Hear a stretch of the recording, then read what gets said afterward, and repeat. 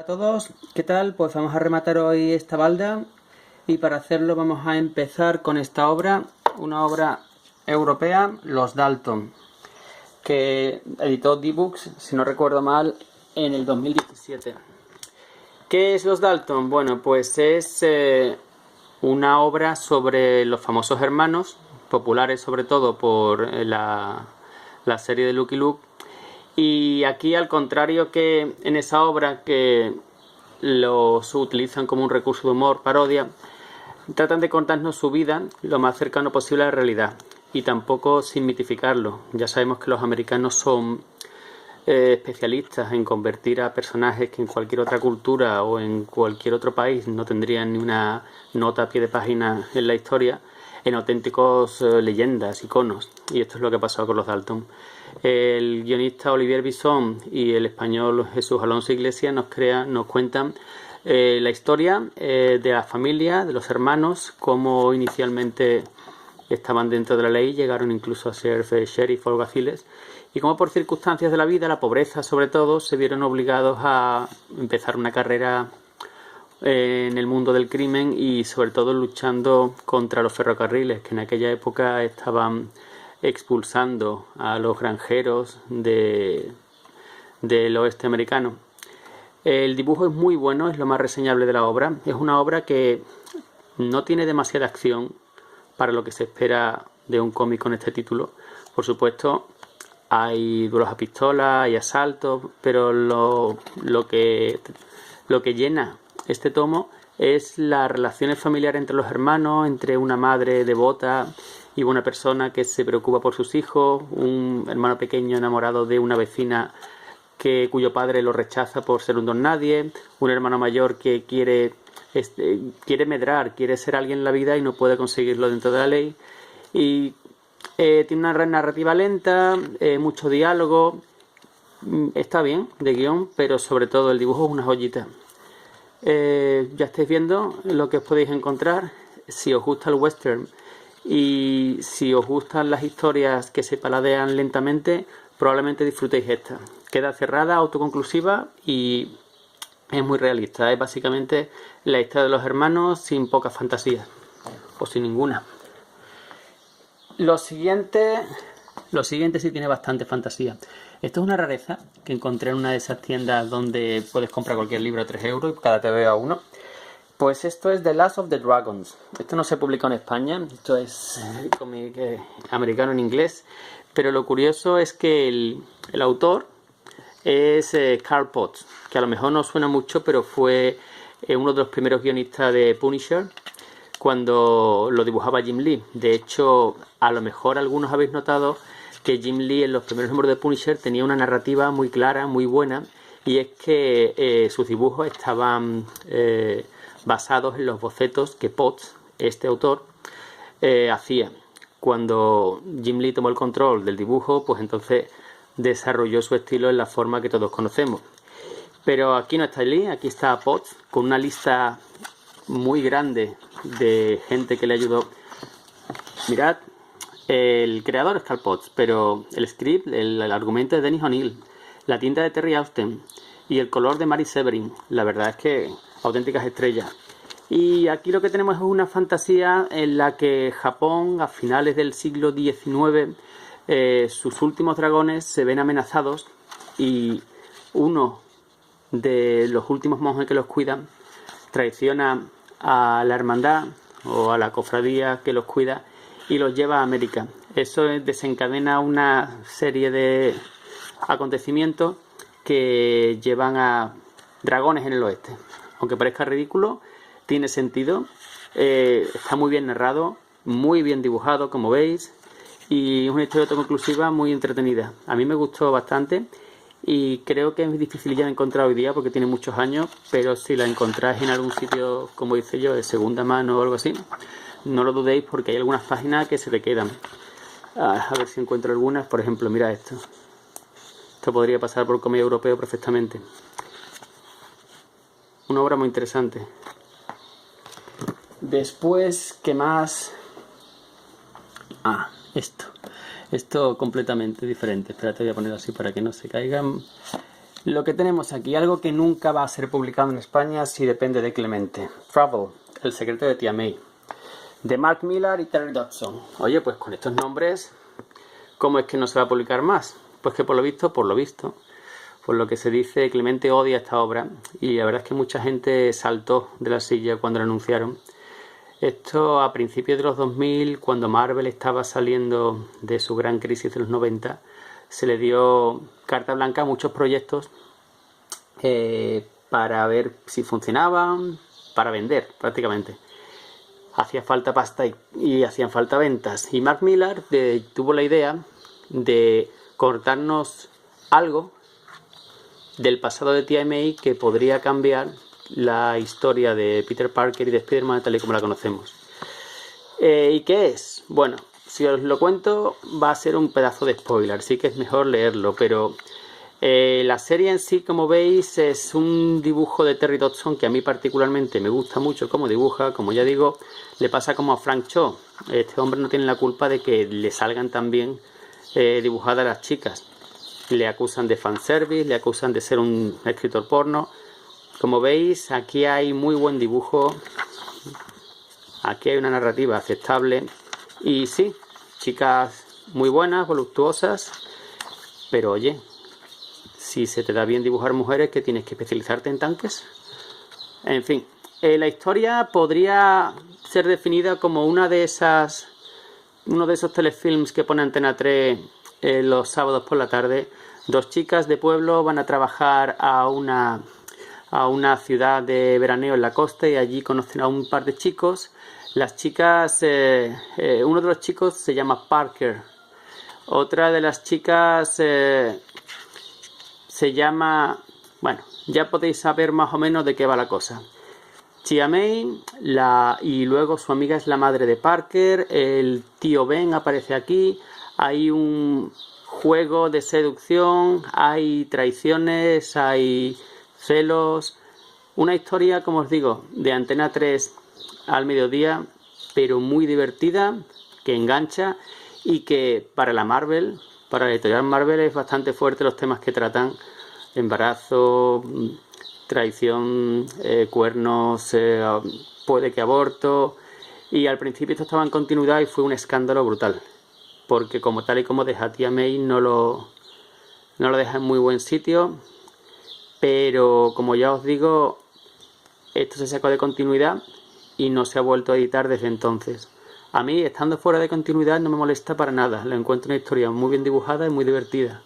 Y me molesta mucho más si no se ha sacado Pecados del Pasado, que para mí es una abominación. Y de eso poca gente se queja. Y Clemente sigue reeditándolo, la última vez en Marvel Saga. Pero bueno. Como curiosidad, fijaos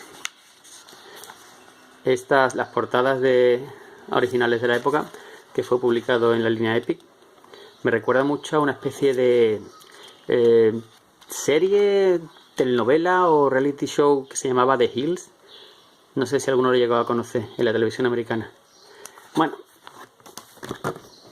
eso, si lo encontráis, pilladlo porque nunca más va a estar disponible, por lo menos mientras Clemente dependa. Algo totalmente diferente. Feria de monstruos de Bruce Young y de Bernie Wrightson. Esta es la edición de Totem en color. Salió otra de Planeta en blanco y negro y tapadura. Las dos son muy buenas. ¿Y qué tenemos aquí? Pues Bernie Wrightson haciendo lo que mejor hace: dibujar monstruos, una atmósfera de terror opresiva, y la historia de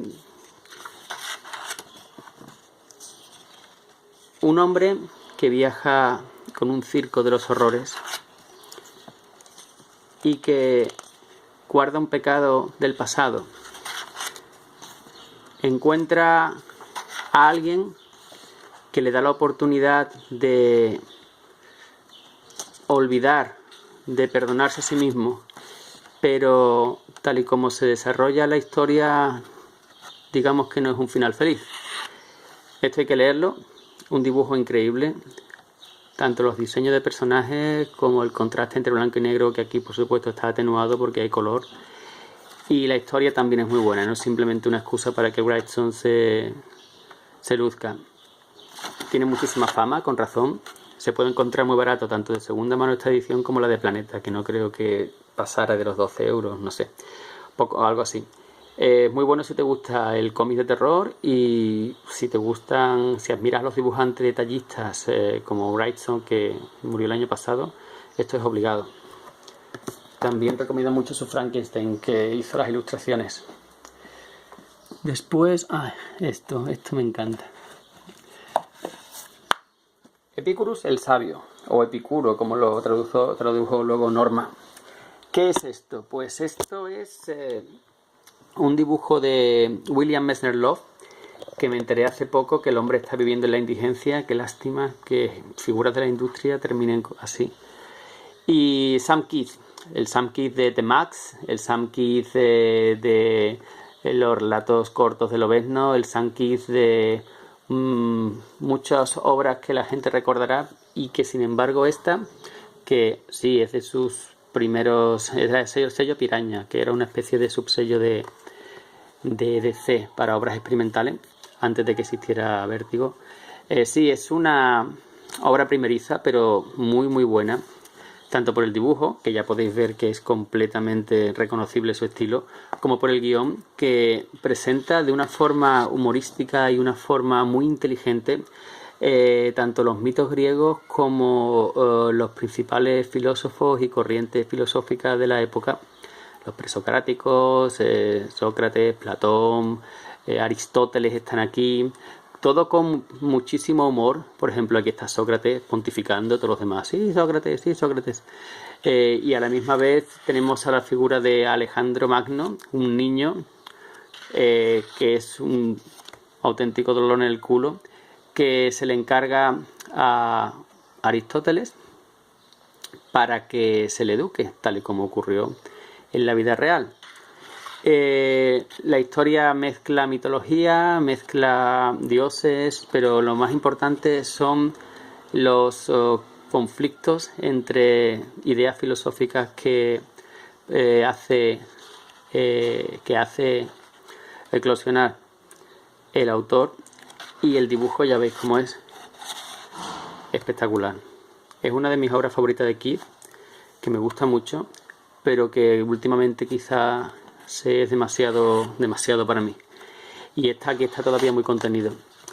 Son 2 números que luego Norma publicó en un tomo de tapa dura con una historia corta que salió quizá en Winter Age, una de las revistas de Vértigo, años más tarde. Y esto es fácil de encontrarlo de segunda mano por 2 duros. La de Norma está descatalogada, pero también se saldó, así que no es muy difícil de encontrar tampoco. Muy buena si os gusta el humor, si os gusta el humor inteligente y la filosofía. ¿Qué más? Vamos acabando. Casos violentos, de Gaiman y McKean.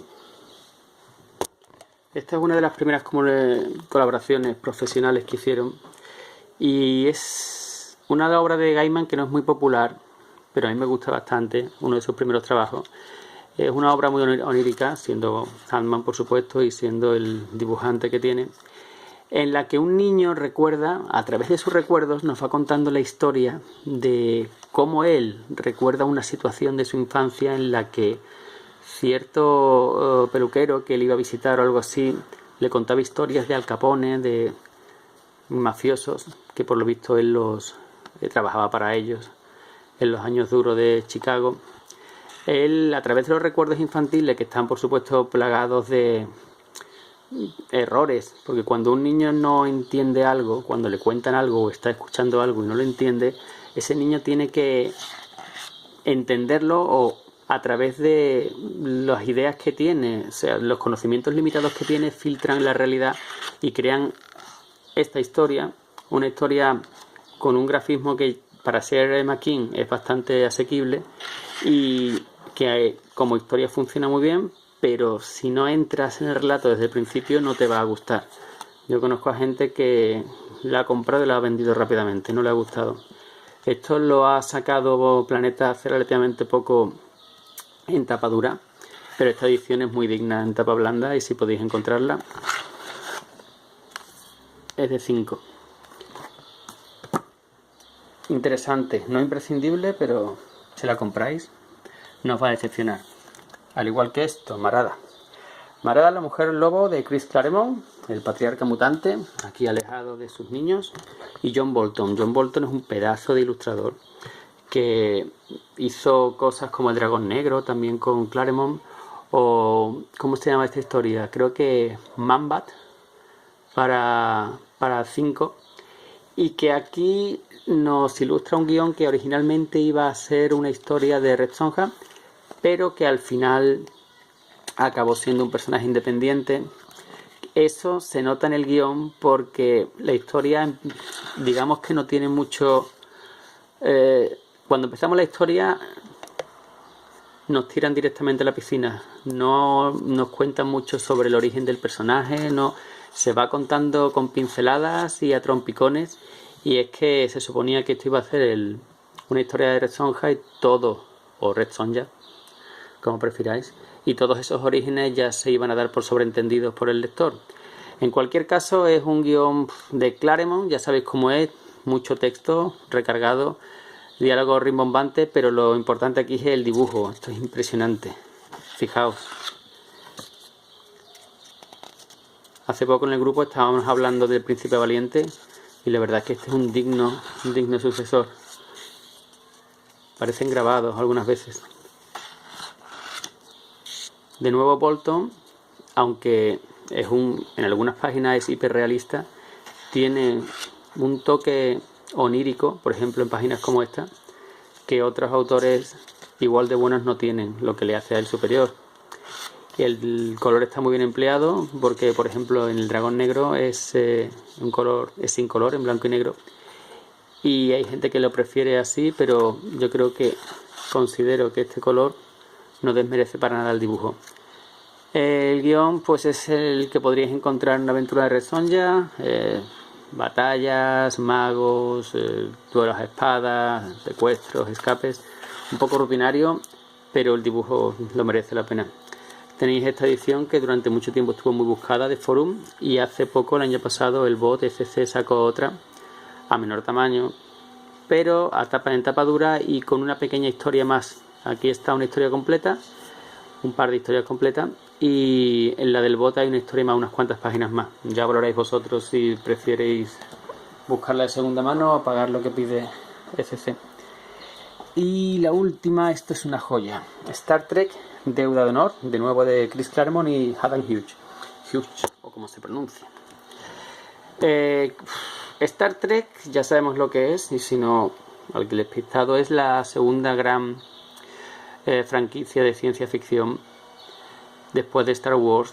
Una franquicia que siempre ha estado a la sombra de la otra porque primero fue una serie de televisión que duró relativamente poco, no fue tan popular como la gente piensa, pero sus seguidores la hicieron revivir una y otra vez en películas, en otras series, Star Trek, La Nueva Generación, Espacio Profundo 9. Y aquí tenemos un guión de Chris Claremont que es una joya. Se nota que Claremont ama la franquicia y nos cuenta con dibujo de Adam Hughes. Adam Hughes es el dibujante de una de las mejores etapas de la Liga de la Justicia y como veis es muy bueno, mucho. Lo que pasa es que se prodiga muy poco, es bastante vago y desde que dejó la Liga de la Justicia poco tiene reseñable.